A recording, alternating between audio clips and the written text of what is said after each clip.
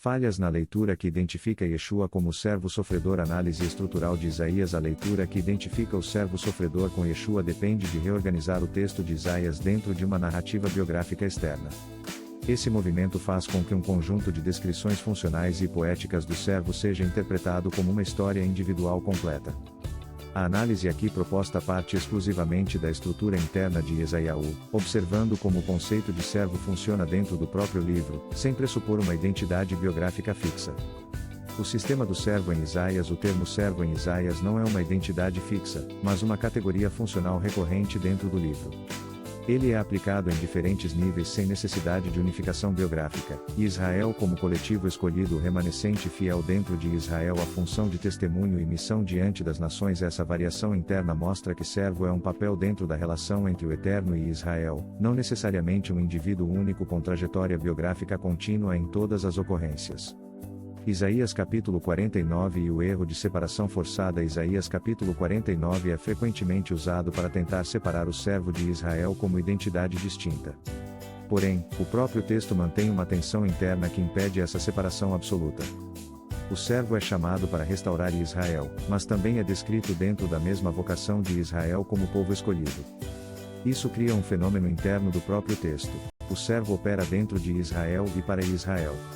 Não há ruptura explícita de identidade coletiva. A função de restauração não exige identidade ontologicamente separada. Assim, Isaías capítulo 49 não resolve a identidade do servo como indivíduo separado, ele amplia sua função dentro do sistema de Israel, sem redefinir o conceito básico de servo como categoria funcional. O ponto decisivo, função vs identidade. O erro interpretativo central ocorre quando se transforma uma categoria funcional, servo, em uma identidade biográfica fixa. No próprio texto de Isaías, o servo é definido pelo que faz dentro da história de Israel. Não por uma biografia individual contínua independente do coletivo. Isso impede que a leitura individual seja obrigatória, porque o texto não exige uma única identidade constante para todas as ocorrências do termo. Sepultura, sofrimento e continuidade. Em Isaías 53. Em Yesaiahu 53, o servo é descrito dentro de um padrão literário: sofrimento intenso, associação com morte e sepultura, reversão de estado, resultado e continuidade. O texto não apresenta uma sequência biográfica fechada de vida individual, mas um ciclo funcional dentro da ação divina. Descendência como continuidade do processo. O termo descendência em Isaías capítulo 53 verso 10, aparece como consequência direta do processo do servo. Dentro do fluxo do texto, ele representa a continuidade real do resultado da missão do servo, não uma metáfora isolada nem um elemento desconectado do contexto. O texto mantém o foco na continuidade do efeito do servo dentro da história, não na construção de uma biografia individual separada do sistema de Israel. A estrutura do texto, ciclo, não biografia. O padrão literário do cântico do servo é interno e cíclico, chamado, sofrimento, aparente perda, reversão, resultado. Esse padrão funciona como estrutura de sentido dentro de Isaías, sem necessidade de transformá-lo em sequência biográfica individual completa: vida, morte, retorno, ascensão.